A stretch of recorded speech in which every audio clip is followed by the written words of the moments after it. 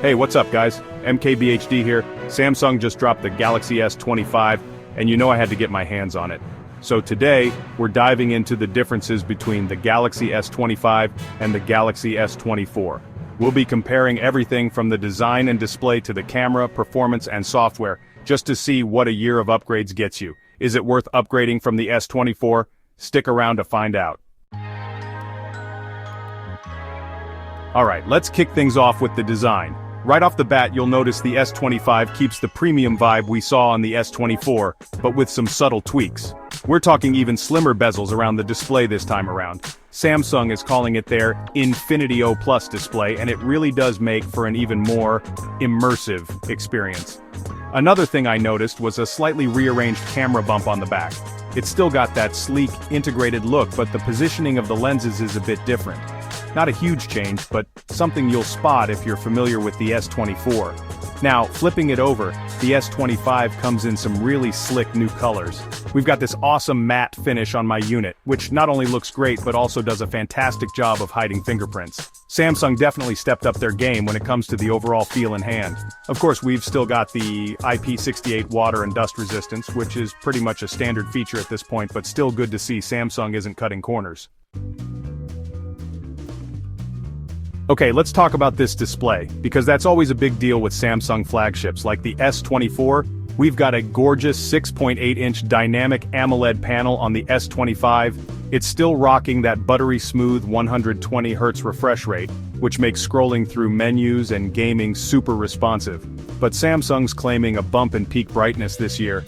And honestly, even outdoors this thing gets incredibly bright. They're saying up to 1750 nits, which is insane. Reading articles, watching HDR content, it just all pops on this display. One thing I noticed, and I know a lot of you are going to appreciate this, is that they've actually made the in-display fingerprint sensor larger on the S25. Unlocking the phone feels faster and more reliable even with wet fingers, which is a huge plus in my book. Alright, let's dive into the camera system, because that's usually the area where we see the most significant upgrades year over year. On paper, the S25 and S24 seem to have very similar camera setups. A 108-megapixel main sensor, a 12-megapixel ultra-wide, and a 10-megapixel telephoto lens. But Samsung's really emphasizing the software improvements this time around.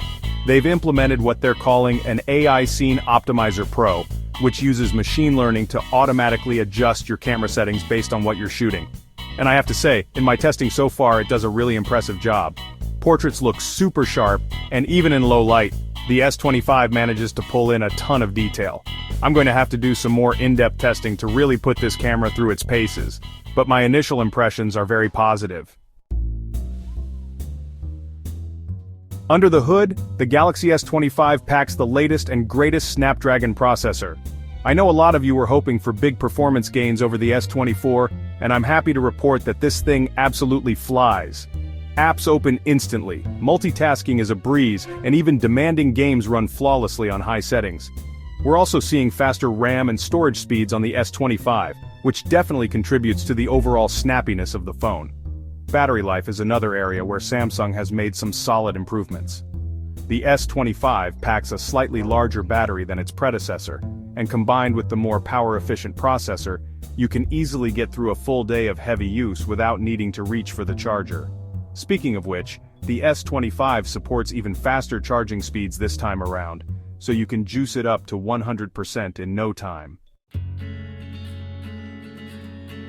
On the software side, the Galaxy S25 ships with Samsung's One UI 5.0, which is based on Android 13. Now, if you're familiar with One UI, you'll feel right at home here. It's still a clean and customizable interface with a ton of features. One of the new software additions I really like is the Enhanced Privacy Dashboard.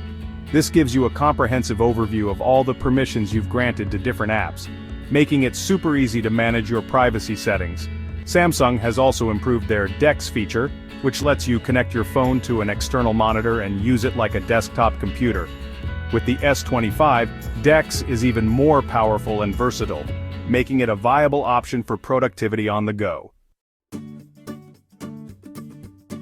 So, there you have it, the key differences between the Galaxy S25 and the Galaxy S24. Samsung's definitely made some notable improvements this year, particularly when it comes to the display, camera, and performance. The S25 is a beast of a phone, there's no doubt about it.